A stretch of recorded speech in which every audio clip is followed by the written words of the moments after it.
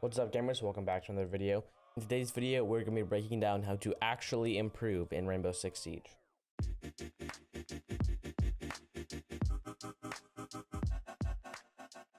Before we go any further, there are links to my Twitch and Twitter in the description below, so make sure you go check those out. So, how to actually improve. Rainbow Six Siege is a pretty complex game, multiple operators that counter each other, multiple ways to counter each operator, and multiple lineups of operators to have.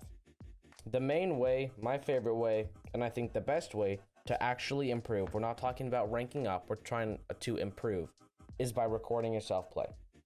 The simple fact is, lots of the times when you're in the heat of the game, when you're in the moment, and you die, you might just be like, wow, that guy's just better than me, or wow, whatever. Like, oh, I just shouldn't have peeked that. That guy's just better. Lots of people, when I play with them, will just say he's just better.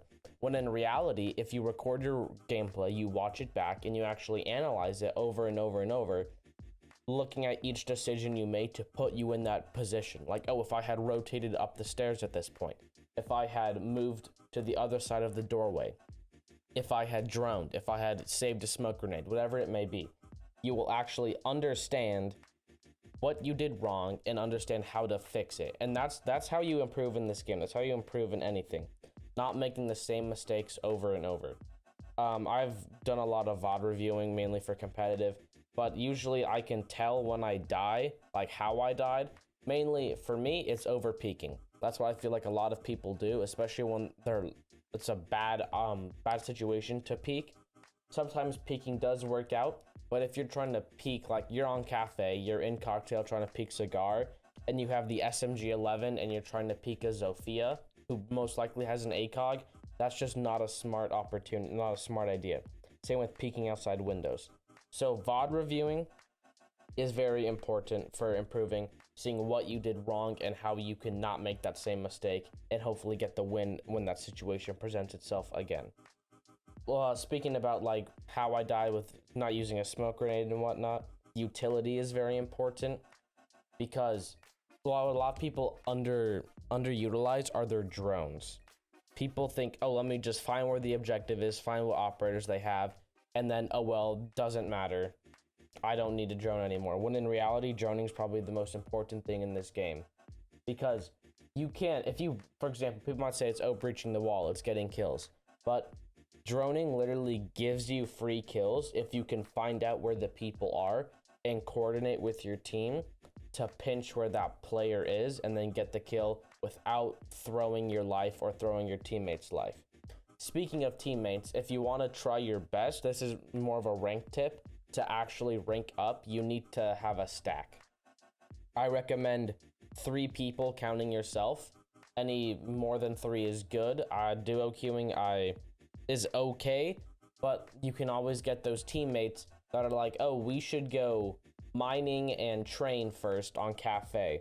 Let's ban Tachanka and Blitz. When in reality, if you have yourself and 2 of your friends or 2 people you're just queuing with, maybe from a Discord or a server or whatever it may be, you can decide who you ban, what sites you go, and you can bring the important operators. Like, okay, I'll play Maestro, I'll play Bandit, I'll play Jaeger, whatever it may be, I'll play Thatcher, I'll play Thermite, I'll play Capitao, and then let your randoms just pick Ash and Zofia and those other operators that a lot of people play, but are not as important as some of the other operators. Don't get me wrong, they are important, but when it comes down to actually winning, a Thermite, in my opinion, is more important than an Ash.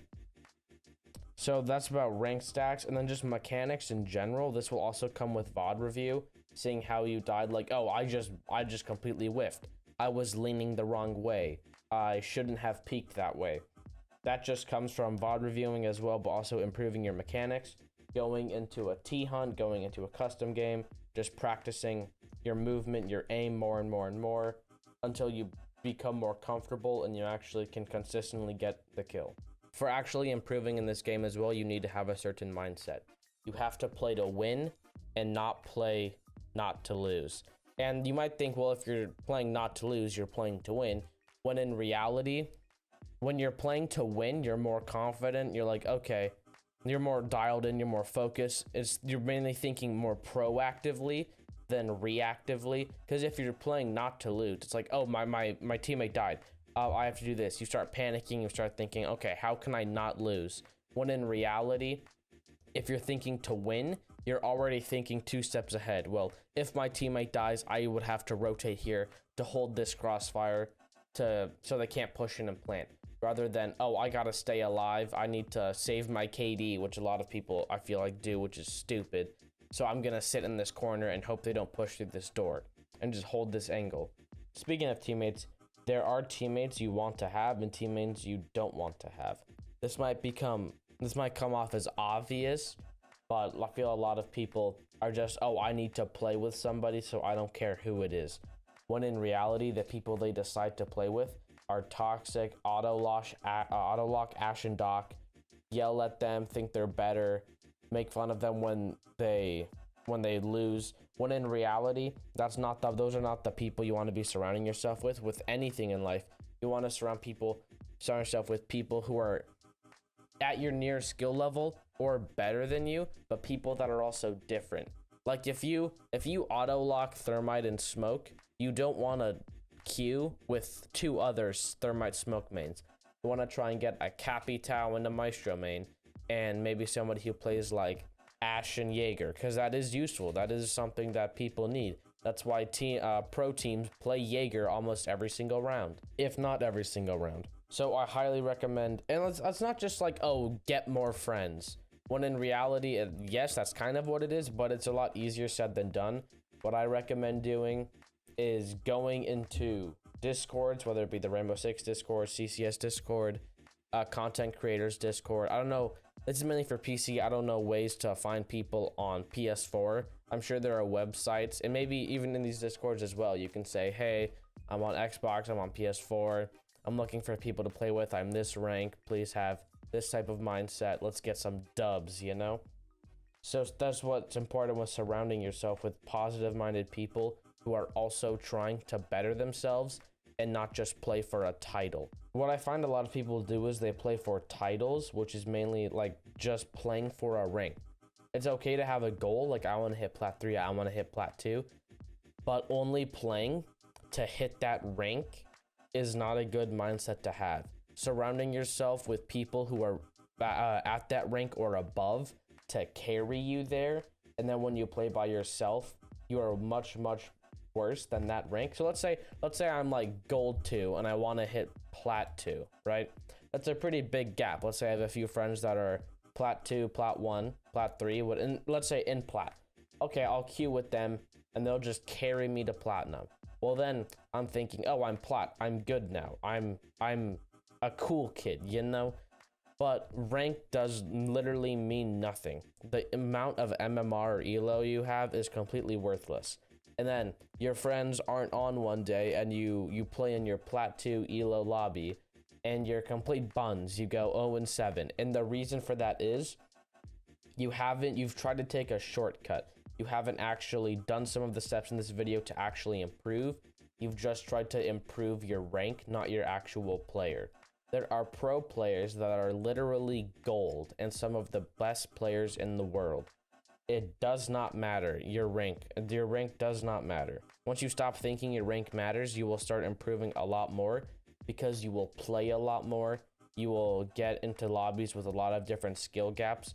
In the early season, I tend to care about my rank a little bit more just because I want to get placed into a higher rank.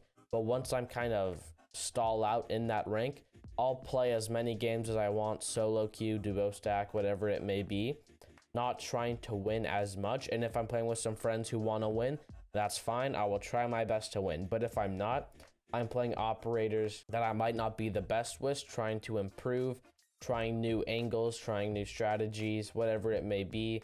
Solo queuing is a very good way to improve as well if you're not trying to win. Because when you're solo queued, you are your only teammate realistically. Very rarely will you get 4 teammates that coordinate what operators they're taking, coordinate their pushes, and give callouts. Very, very rarely. When it does happen, it's very nice. But when you're solo queued, you are your own team. realistically. And all the fragging, you have to get all the kills. You have to play the useful operators. Sometimes you'll have a teammate that plays Thermite, but sometimes they won't even know what to do. They're just picking him because, oh, I think we need a Thermite. I'm just gonna run in the building though and play him like Ash. It's all dependent on your teammates, which makes this game frustrating to rank up in, because you can get against a 5-stack and you'll be solo queued with people who were silver last season but got a good placement and now are in like mid to high gold. So recapping quickly though, how to improve in this game.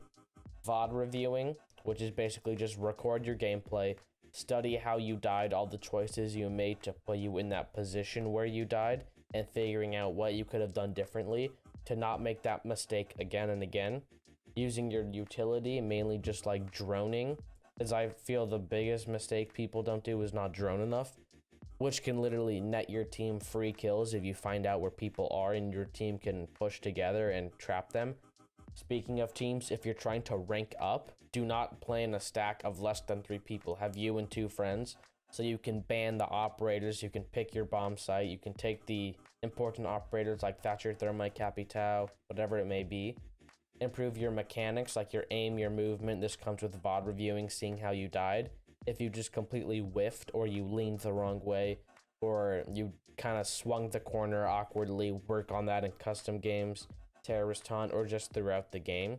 For your mindset, being more confident, playing to win, being proactive, paying attention to what's happening, contemplating all the situations that could happen, thinking, basically having a plan. Playing to win is basically just having a plan. Like, if my Jaeger dies, what am I gonna do? I'm gonna rotate to the stairs to fill his spot, but also be able to watch the hallway in case my doc needs help, something like that. So I hope you guys enjoyed this video. If you did, remember to like and subscribe. I stream every day, link in description below. I mainly post tip videos on this channel, many like these, some operator guides, map guides, anything you want to see, leave it in the comments below. Thank you for watching, and peace out, gamers.